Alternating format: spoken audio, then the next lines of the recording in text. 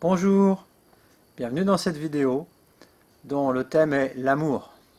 Alors, vaste sujet, il faut être un peu fou pour venir vous parler de ça, et pourtant c'est tellement important.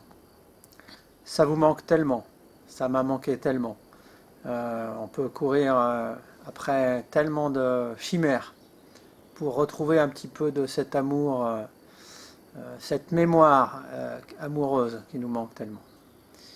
Je vais partir d'une phrase d'un de mes consultants, là, toute récente, qui me disait en séance, tu sais, je me demandais si un jour je retrouverais à mon âge cette sensation de tomber amoureux, de tomber fou amoureux, cette sensation du coup de foudre, cette sensation dans la poitrine quand le cœur s'ouvre, qu'on est amoureux peut-être pour la première fois.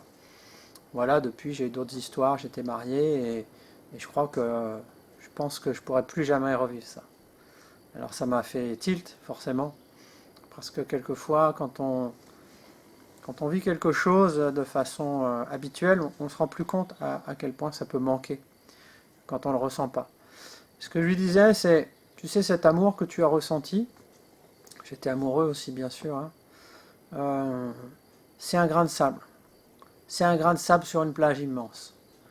Quand vraiment à nouveau, tu as accès à cet amour total, inconditionnel, que tu es, mais que tu ressens en même temps, euh, ces souvenirs-là, ils sont vraiment pas grand-chose. Je sais que ça peut choquer de dire ça, hein, parce que moi aussi, je suis marié, je vis avec une femme que j'aime, j'ai des enfants que j'aime, et pourtant, je le dis vraiment ici sans aucun phare, cet amour-là, cet amour humain, il est tout petit. Jamais, jamais, jamais il sera à la hauteur de l'amour qu'on peut ressentir quand à nouveau on a accès à ce que l'on est en réalité, en vérité, en toute vérité. Et ça, je ne peux pas vous le transmettre, je ne peux même pas vous le décrire, peut-être vous donner le goût, l'idée d'aller explorer ça. Parce que l'amour, finalement, qu'est-ce que c'est? Est-ce que c'est une émotion? Non. On sait très bien que c'est souvent teinté d'émotions qui vont, qui vont parasiter justement cet amour. Mais non, non, non, l'amour, c'est pas une émotion. Alors, quelque chose de plus noble, souvent on va dire, l'amour, c'est plutôt un sentiment. Mais ça reste humain, c'est pas encore ça. Quand on dit l'amour, c'est un état, là, on se rapproche de la vérité. Oui, l'amour, c'est un état, c'est notre état naturel. Mais c'est pas encore assez, parce que finalement, un état, ça pourrait rester un concept. Et pour moi, c'est tout sauf un concept, l'amour. Quand vous tombez amoureux, si vous avez la chance d'être déjà tombé amoureux, il n'y a pas de concept. Au moment où vous tombez amoureux, c'est bah, c'est énorme, la poitrine s'ouvre, ça fait des papillons dans le ventre, et là, on n'est plus du tout dans le concept. On est dans quoi? On est dans le ressenti, dans la sensation. Cette sensation amoureuse, ça, c'est du vrai en fait. Ça, c'est du tactile, c'est tangible. C'est ça l'amour. Alors, l'erreur qu'on va tous faire, c'est que on va s'attacher au déclencheur, à ce qui a déclenché cette sensation, ce sentiment amoureux, cet état d'amour, cet état amoureux. Et on va croire que quand on a perdu la personne ou la situation, eh bien, on perd cet état. Comme la vie répond à nos croyances, comme on le croit, bah, effectivement, on ne le ressent plus. Et à nouveau, on va chercher, il y a des gens qui courent après ça toute leur vie, une autre compagne, une autre aventure, une autre histoire, pour se retrouver dans un sentiment amoureux, dans cet état-là. Donc là, ça va être vite fatigant, et c'est pas là qu'il faut aller voir, c'est pas à l'extérieur. Il faut retrouver juste ça à l'intérieur. Parce que la bonne nouvelle, c'est que vous y avez accès. Tout le monde, c'est votre droit de naissance, tout le monde a accès à ça. Parce que c'est à l'intérieur de nous. Il n'y a pas besoin d'autre chose. Alors il y a comme une culpabilité de se dire ah, mais est-ce que j'ai vraiment le droit de ressentir ça sans qu'il y ait personne en face? Il y a comme quelque chose, bah oui, on n'est pas habitué. Hein. J'ai déjà tourné une vidéo sur les fausses croyances collectives.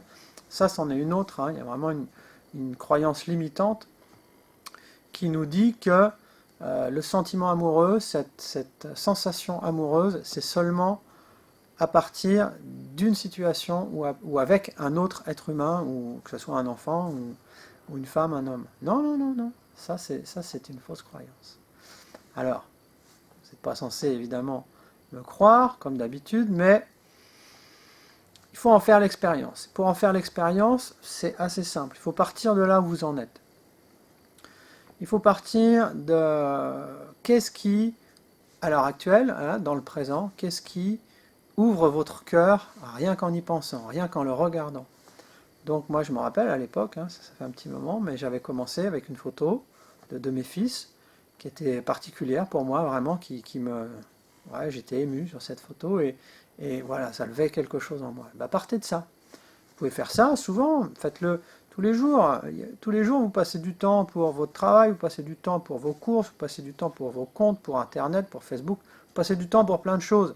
Ça vaut quand même le coup de passer un petit peu de temps avec vous-même, votre intériorité, pour retrouver cet amour que vous êtes venu finalement sentir et incarner dans cette vie. Bon, alors moi je veux bien croire qu'on n'a jamais le temps de rien. Quand même, là, le jour en vaut la chandelle. Donc, prenez un temps, tous les jours, je sais pas, le matin, le midi ou le soir, vous vous mettez en condition, en situation, sur quelque chose de très simple. Vous pouvez prendre une photo comme ça de quelque chose qui éveille en vous de l'amour. Ça peut être un animal domestique, pour certains ça va être ça. Ils sont très très émus devant un petit chat. Je n'ai rien contre les petits chats, pourquoi pas.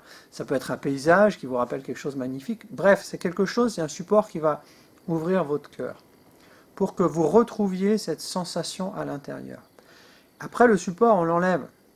Il n'y a plus besoin du support. Une fois que la sensation elle a été réveillée, vous sentez dans la poitrine, il y a quelque chose qui s'ouvre, il y a quelque chose de vaste, de grand, comme une espèce de paix aussi en même temps. Ça, cette sensation, elle est indescriptible. Une fois que vous l'avez, vous restez avec ça. Vous restez les yeux fermés et vous restez avec ça le plus longtemps possible.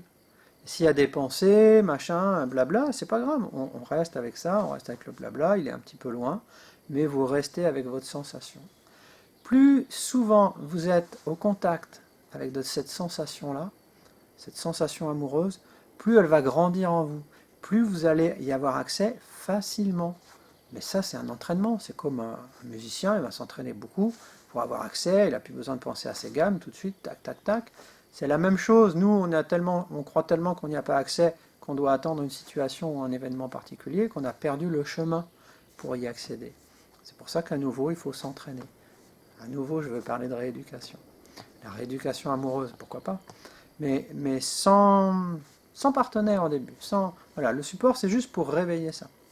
Ça peut être aussi des mots qu'on va se répéter à l'intérieur. Hein. En Inde, on utilise ça beaucoup, des mantras. Et puis on va utiliser en Inde ce qu'on appelle un Saguna Brahman, c'est-à-dire répéter un nom de Dieu en boucle. En boucle, ça va éveiller quelque chose en vous. Évidemment, si on est athée ou non-croyant, ça ne va pas marcher. Donc ça peut très bien marcher s'il y a un nom qui résonne en vous. Ça peut être le Christ, ça peut être Marie, peu importe. Ça peut être un mantra très très court que vous allez répéter et qui va éveiller cette sensation à l'intérieur. Mais ça peut être vraiment autre chose. Si vous ne croyez pas en Dieu, il n'y a pas de souci. Ça peut être vraiment, voilà, ça peut être quelque chose. Une phrase qui vous vient spontanément, vous voyez, si ça éveille rien, vous jetez, et puis quand ça commence à éveiller, ça picote à l'intérieur, ça ouvre, et bien vous restez avec ça, en même temps que votre image, vous répétez ce mantra. Je sais pas, faites ça 5, 10, 15 minutes par jour, et je vous promets qu'il y a comme une voie d'accès là, qui va arriver, et qui va vous libérer de cette dépendance, de cette peur de ne pas ressentir ça si j'y ai pas accès avec quelque chose d'extérieur. Hein, ça ne veut pas dire qu'après, on n'a pas l'élan d'aller partager ça avec ses enfants. Bien sûr qu'on a l'élan de partager ça avec ses enfants. Bien sûr qu'on a l'élan de partager ça avec son conjoint. Mais c'est un partage. C'est pas une peur de manquer et d'aller prendre quelque chose qu'on n'aurait pas. Ça, vous y avez accès, je vous promets. Il suffit quand on a retrouvé cet accès, de se poser 5 minutes, de fermer les yeux, et à nouveau, on est dans ce bain d'amour inconditionnel. Et ça, c'est irremplaçable. Il n'y a rien sur cette terre qui a même pas un dixième de rapport avec ça. Je dis quelquefois, voilà, ce que vous êtes, c'est un océan d'amour.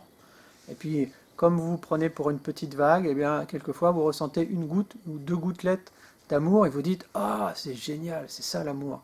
Non, c'est bien plus que ça. C'est déjà la totalité de la vague et c'est même la totalité de l'océan. Alors ce chemin-là, il va vous emmener progressivement, progressivement. Faites ça à différents moments. Il y a des moments où on y a accès beaucoup plus facilement. Pour moi, pendant des années, le moment le plus simple, le plus accessible, c'est pour ça que je vous le partage, parce qu'il est encore précieux pour moi, c'est le moment de la sieste. J'ai l'habitude de faire une petite sieste méditative vers 13 heures, voilà, 20 minutes, une demi-heure, pas plus. Le coup, c'est pas de s'endormir, c'est de s'allonger sur le dos. Vous mettez vos deux mains ici sur votre poitrine. Vous fermez vos yeux, vous pensez à l'image qui réveille cette sensation. Vous répétez votre phrase, votre mantra, qui vous est personnel, qui vous est propre et que vous pouvez changer bien sûr. Et vous ressentez ce qui se passe dans la poitrine. Et dès qu'il y a quelque chose qui est là un petit peu vaste, lumineux, ouvert, joyeux, vous restez avec cette sensation-là. Et plus vous allez être au contact de ça, plus vous allez finir par être baigné, enveloppé par ça. Hein, on appelle ça la présence. Et ça, il n'y a rien de mieux. C'est clair. Ça, c'est irremplaçable. Et je vous jure, c'est pour tout le monde. Il n'y a pas besoin d'être un maître spirituel, il n'y a pas besoin d'avoir fait 10 ans dans un ashram. C'est juste une bonne volonté de dire, est-ce que c'est assez important pour moi pour que j'y accorde quelques minutes tous les jours. Voilà, c'est aussi simple que ça. Et ça, c'est résultat garanti. Satisfait ou remboursé. Allez, je vous souhaite une bonne exploration et je vous dis à bientôt pour une prochaine vidéo.